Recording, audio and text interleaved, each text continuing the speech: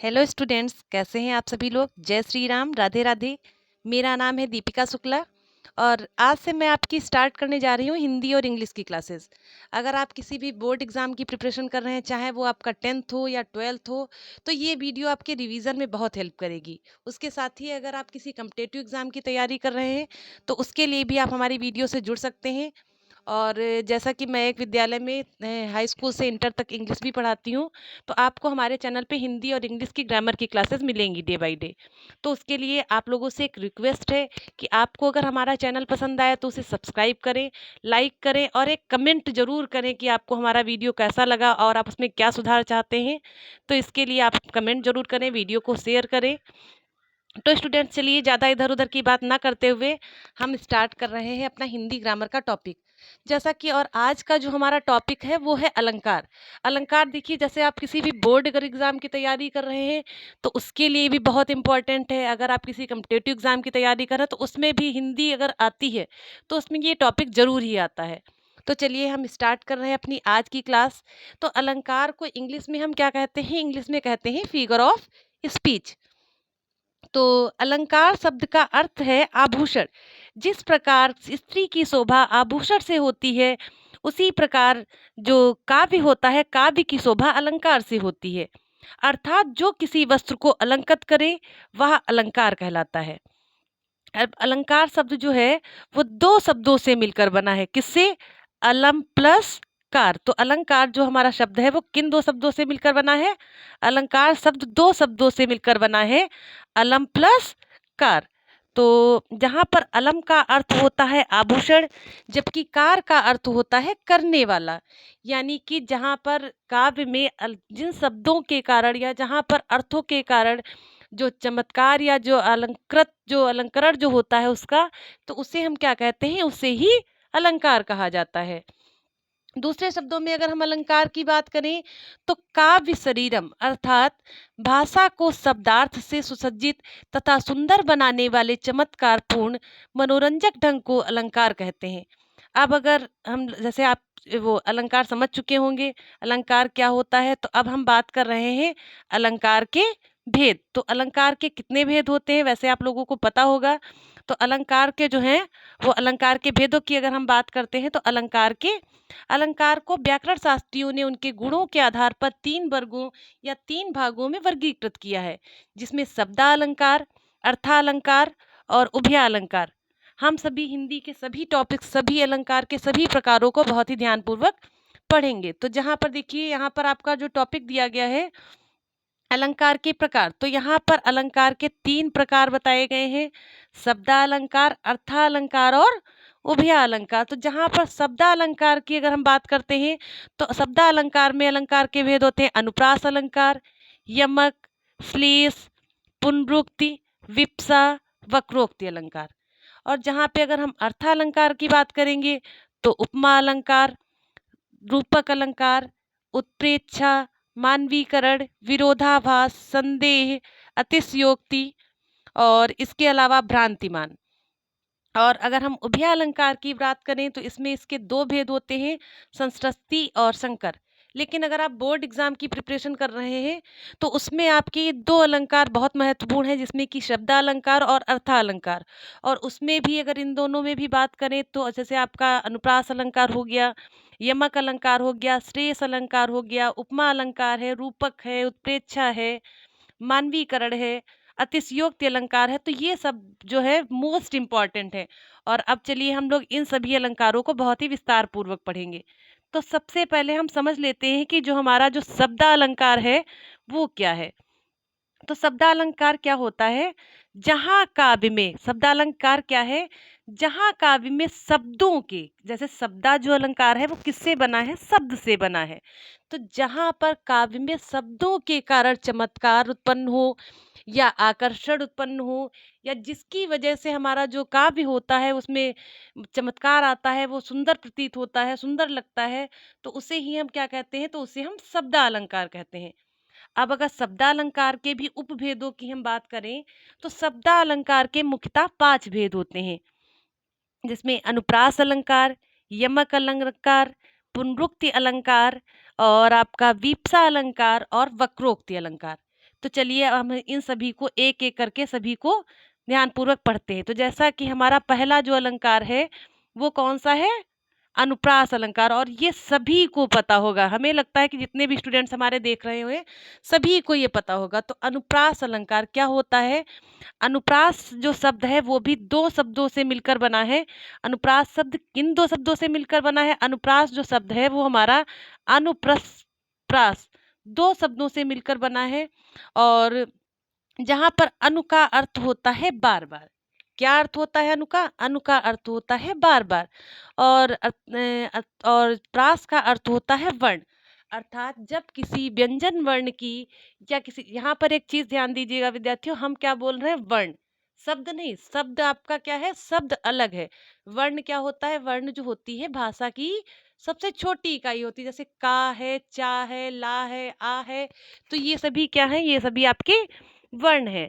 तो अनुप्रास अलंकार क्या होता है? जहां पर किसी व्यंजन वर्ण की आवृत्ति, आवृत्ति यानी कि उसका प्रयोग होना, जहां पर किसी व्यंजन वर्ण की आवृत्ति दो, कम से कम 2 बार, 2 या 2 से अधिक बार होती है, वहां पर अनुप्रास अलंकार होता है।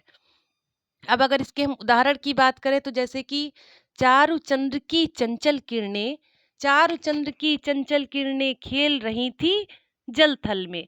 अब अगर यहाँ पर हम इस एग्जाम्पल की बात करें तो आपने क्या देखा? यहाँ पे किस वर्ण की आवृत्ति हो रही है?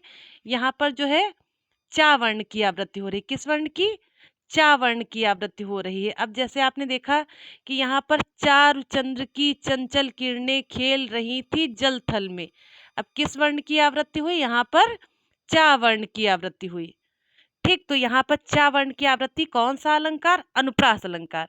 अगर दूसरे एग्जाम्पल की हम बात करें तो जैसे जन रंजन मंजन दनुज मनुज रूप सुरभूप, यहाँ पर किस वर्ण की आवृत्ति हो रही है? यहाँ पर देखिए जन लास्ट में क्या आया? ना आया। रंजन में लास्ट में ना आया। मंजन में लास्ट में क्या आया? ना आया। तो यहाँ पर क्या हो गया? यहाँ पर ना वर्ण की आवृत्ति हो रही है। ठीक, तो यहाँ पर कौन सा अलंकार हो गया? यहाँ पर हो गया हमारा अनुप्रास अलंकार। फिर से समझेंगे। अनुप्रास अलंकार जहां पर किसी भी व्यंजन वर्ण की पुनरावृत्ति हो, 2 या 2 से अधिक बार प्रयुक्त हो, तो वहां पर अनुप्रास अलंकार। बहुत सारे एग्जाम्पल आप देख सकते हैं, जैसे कि रघुपति राघव राजा राम। तो क्या हो रहा है? यहाँ पर रा वर्ण की आवृत्ति हो रही है। अब देखिए हम शॉर्ट में आपको बता देते हैं। वैसे अगर आपके बोर्ड एग्जाम के लिए तो ये ज़्यादा महत्वपूर्ण नहीं है, लेकिन अगर आप किसी कम्पिटेटिव एग्जाम की तैयारी कर रहे हैं तो आप इसको भी देखिए। जैसे जो अनुप्रास अलंकार होता है, इसके 5 भेद होते हैं। कौन कौन से?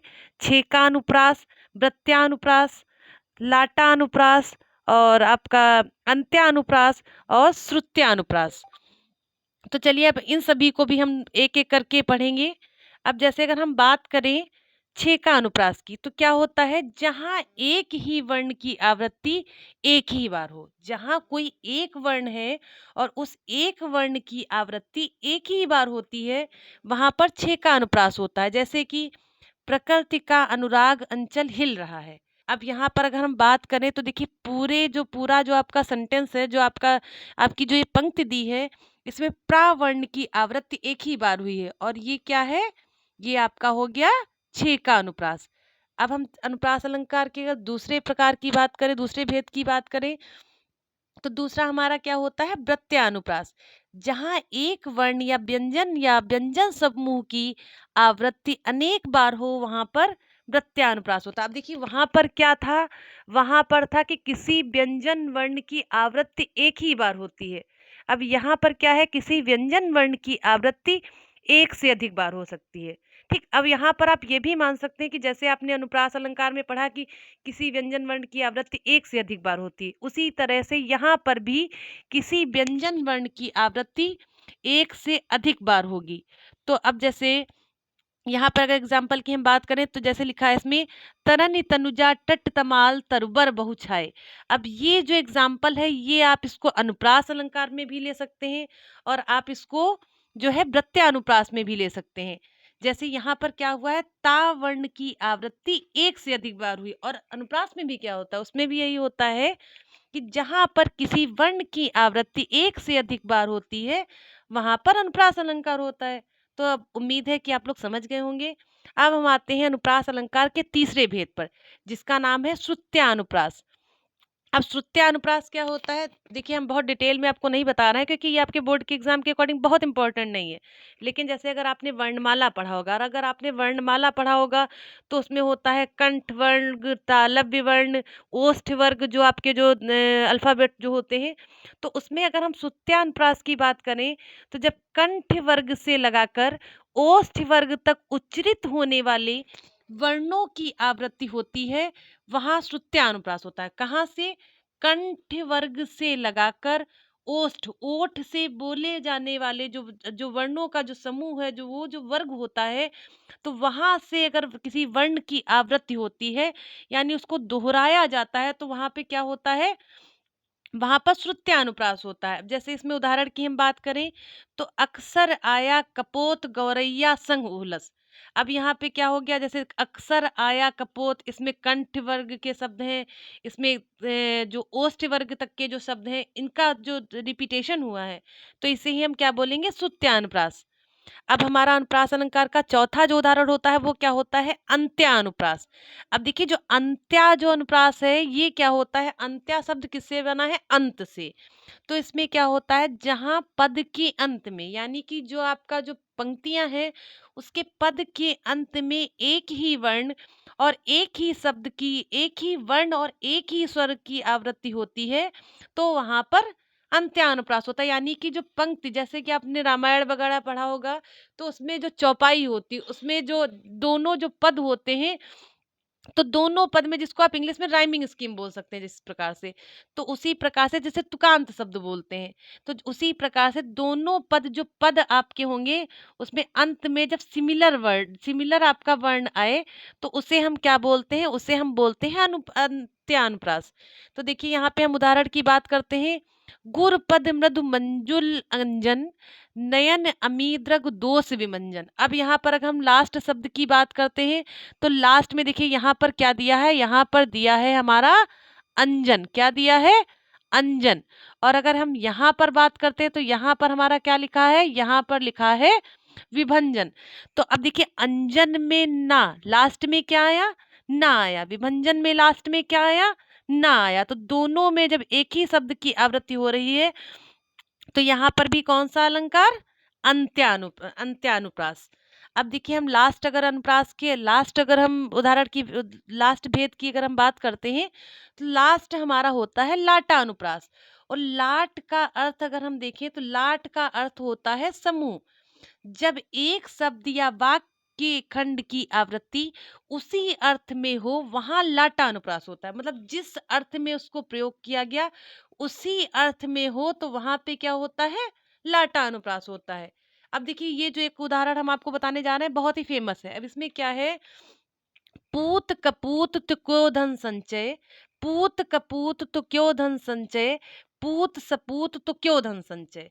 अब देखिए, इसका मतलब क्या है? कि अगर पूत कपूत, यानी कि पूत जो है, अगर पुत्र है और वो कुपुत्र है, तो भी धन संचित करके क्या रख करना, कि अगर हम धन संचित करेंगे, तो वो इधर उधर खराब चीजों में उसको खर्च करेगा और उसको बर्बाद करेगा। तो उसके लिए भी हमें संचय का मतलब होता है एकत्र करना। तो उसके लिए भी हमें धन संचय करने की कोई आवश्यकता नहीं है। दूसरी लाइन में क्या लिखा है?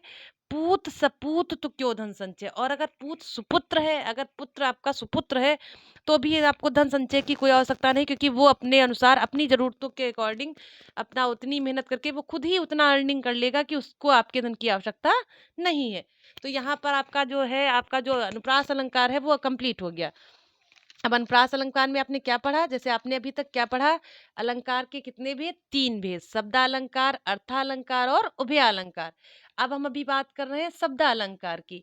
तो शब्दालंकार में हमने पढ़ा अनुप्रास अलंकार। अनुप्रास अलंकार क्या?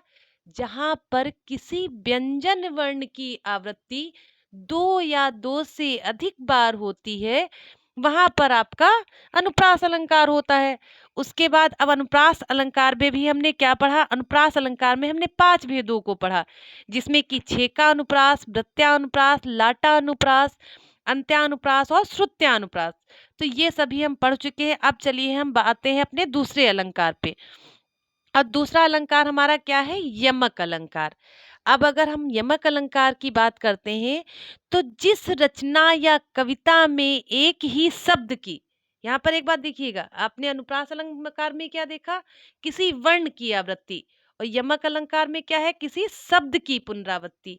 तो जिस रचना या कविता में एक ही शब्द की पुनरावृत्ति दो या दो से अधिक बार होती है, वहां पर क्या होता है, वहां पर यमक अलंकार होता। और देखिए यहाँ पर एक चीज और ध्यान दीजिए, किसी शब्द की आवृत्ति दो या दो से अधिक बार होगी, और जितने बार होगी वहां पर उस शब्द के उतने अर्थ होंगे। मतलब जिस शब्द को जितने बार प्रयोग किया जाएगा वहां पर उस शब्द के उतने अर्थ होंगे। अब जैसे यहाँ पर अगर हम उदाहरण की बात करते हैं, तो माला फेरत जुग भया, फिरा न मन का फेर, कर का मन का डार के, मन का फेर। अब देखिए यहाँ पर आपको कौन सा शब्द मिल रहा है, मन का। देखिए मन का शब्द कितने बार आया है, मन का जो आपका जो शब्द है वो आपका यहाँ पर इस उदाहरण में कितने बार आया है, 3 बार आया है। देखिए एक बार यहाँ पर मन का, और एक बार यहाँ मन का, और एक बार यहाँ मन का, और ये 4 बार मन का आया है। और इस मन के देखिए, माला फेरत जुग भया, फिरा न मन का फेर, यानी कोई व्यक्ति है कई दिनों से, कई वर्षों से माला फेर रहा है, माला को घुमा रहा है, लेकिन उसके मन में फिर भी जो बुरे विचार जो चल रहे हैं वो नहीं गए। तो गया न मन का फेर, कर का मन का डार के, मन का फेर। और यहाँ पर एक मन का, जी ये वाला जो मन का आपका जो लिखा है, तो इस मनका का क्या अर्थ है, इस मनका का अर्थ होता है मोती। तो यहाँ पर देखिए जो अलग अलग शब्द प्रयोग हुए और इन सभी का अर्थ अलग अलग है, तो यहाँ पर भी क्या हो गया, यमक अलंकार। बस आपको एक चीज बहुत ध्यान रखनी है कि अगर आपको जैसे मान लीजिए बहुविकल्पी, जैसे आप अगर हाई स्कूल का एग्जाम देने जा रहे हैं तो उसमें आपसे एमसीक्यू में पूछेगा, उसमें जैसे लिख देगा कि अनुप्रास अलंकार होता है, अब उसमें दे देगा अनुप्रास अलंकार में होता है वर्णों की आवृत्ति, शब्दों की आवृत्ति, इसी प्रकार से 2 एग्जाम्पल आपको और दे देगा। तो वहां पर आपको एक चीज ध्यान रखनी, अनुप्रास में वर्ण या व्यंजन वर्ण की आवृत्ति, और यमक में क्या होता है, शब्द की आवृत्ति। ठीक है, तो चलिए अब जैसे ये आपका जो बहुत ही फेमस एग्जाम्पल है, सभी को पता होगा। ठीक, इसमें क्या है, जैसे लिखा है, कनक कनकते 100 गुनी, मादकता अधिकाय, या खाए बौराए जाए, या पाए बौराए। अब देखिए यहाँ पर किस वर्ण की आवृत्ति हुई है, यहाँ पर हमारे कनक वर्ण की आवृत्ति हुई है। किस वर्ण की, कनक वर्ण की आवृत्ति हुई है। तो कनक शब्द कितने बार आया, 2 बार आया, और कनक शब्द के अर्थ भी कितने, 2। देखिए क्या है, कनक कनकते 100 गुनी, मादकता अधिकाय। अब देखिए एक कनक का अर्थ होता है सोना, और एक कनक का अर्थ क्या होता है, धतूरा। और सोने के नाम से आप लोग वैसे भी भली बात परिचित होंगे, क्योंकि इस टाइम सोना चांदी जो है ये आपका बहुत ही चर्चा का विषय बना हुआ है, कि इसमें दिन पर दिन इसके जो रेट हैं वो बढ़ते ही जा रहे हैं। तो ये तो आप भली बात परिचित होंगे। तो देखिए कनक शब्द के 2 अर्थ होते हैं, सोना और धतूरा। जैसे कनक कनकते 100 गुनी, मादकता अधिकाय। अब सोना हो या धतूरा हो, दोनों में क्या है, मादकता होती है। या खाए बौराए जाए, या पाए बौराए, यानी कि अगर धतूरे को कोई खा लेगा तो वो इतना नशीला होता है, इतना जहरीला होता है कि वो बौरा जाएगा, यानी कि पागल हो जाएगा। उसी प्रकार से अब जैसे आज के समय में इतना सोना महंगा हो गया है, किसी को बहुत सारा सोना मिल जाए तो क्या हो जाएगा, खुशी से पागल हो जाएगा।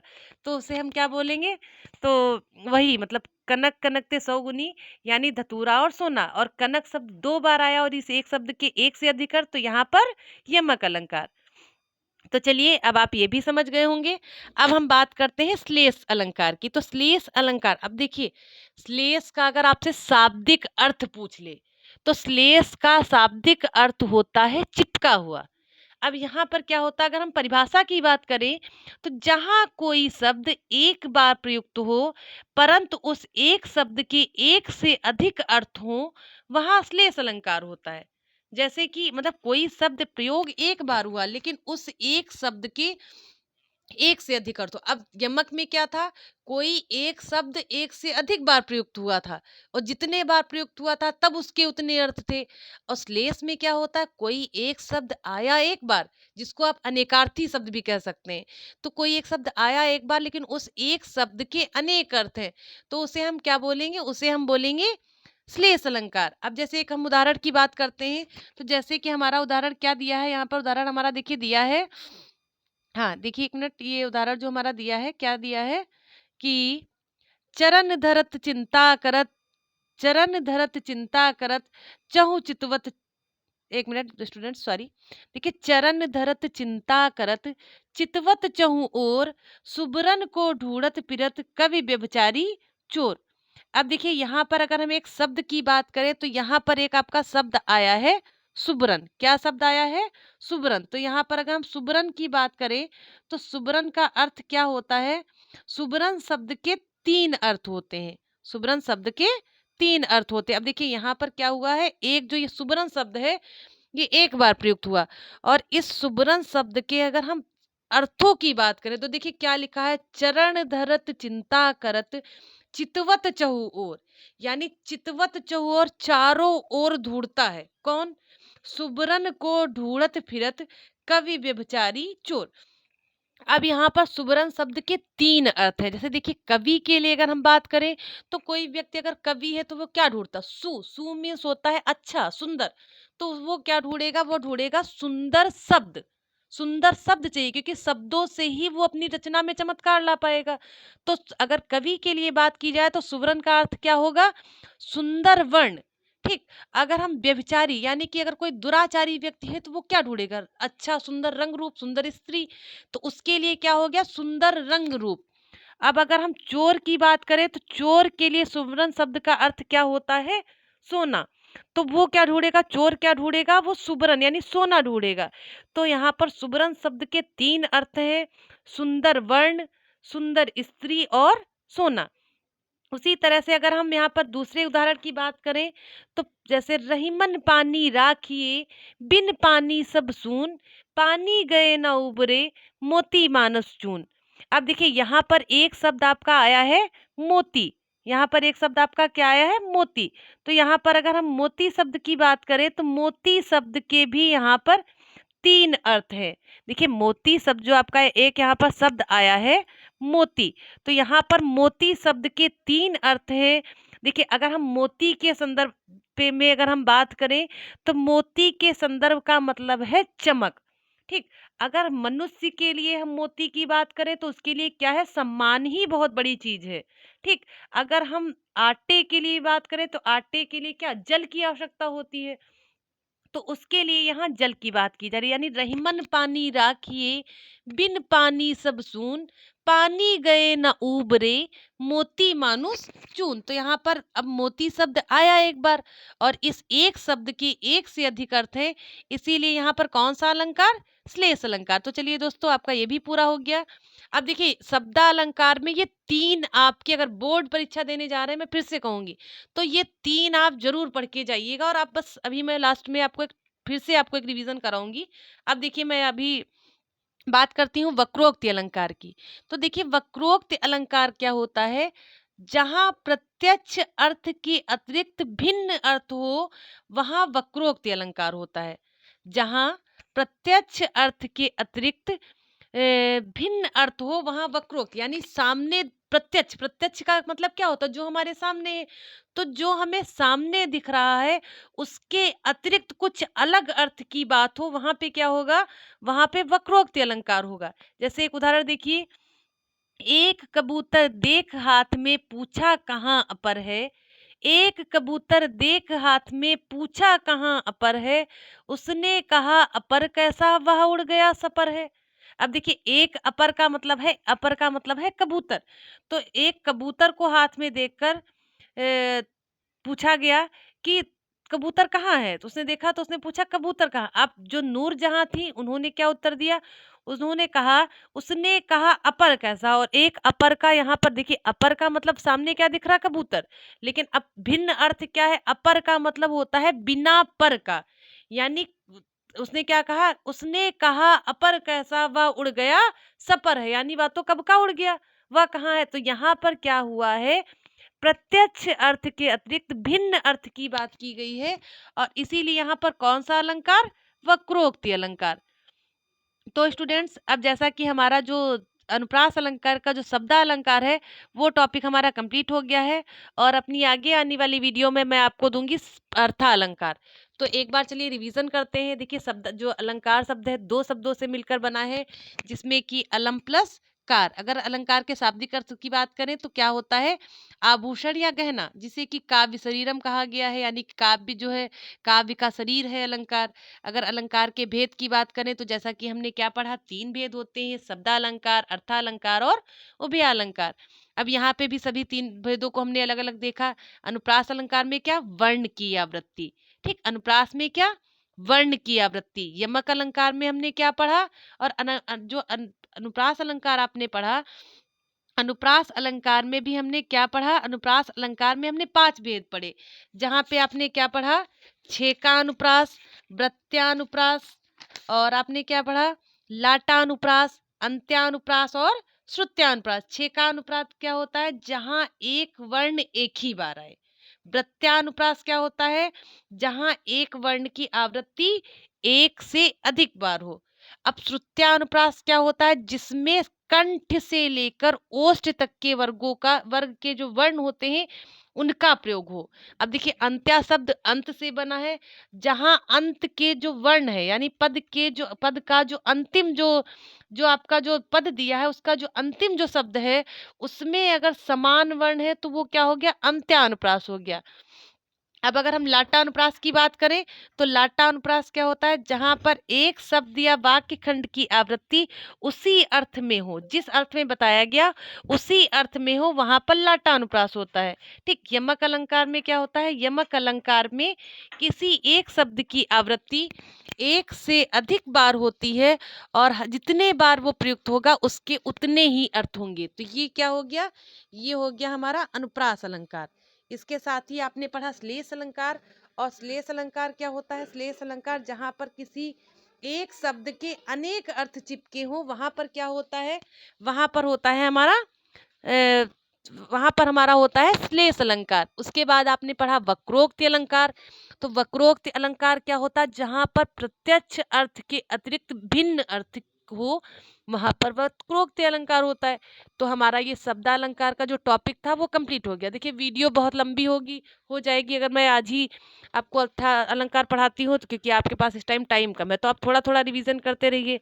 और आप अपने सारे सब्जेक्ट, देखिए ये मत सोचिए कि कोई सब्जेक्ट आपका इजी है उसमें आप को नहीं पढ़ना। अगर हिंदी इजी है, अगर आप अच्छा पढ़ेंगे तो उसमें और अच्छा स्कोर करेंगे और उसमें आपका जो परसेंटेज है वो और बेहतर हो जाएगा। तो विद्यार्थियों, अगर आपको हमारी जो आज की वीडियो पसंद आई हो तो हमारे चैनल को सब्सक्राइब करें, लाइक करें और उसके साथ ही शेयर करें। और आप अगर चाहें तो इसके नोट्स भी बना सकते हैं। तो ठीक है, धन्यवाद, जय हिंद, बाय बाय।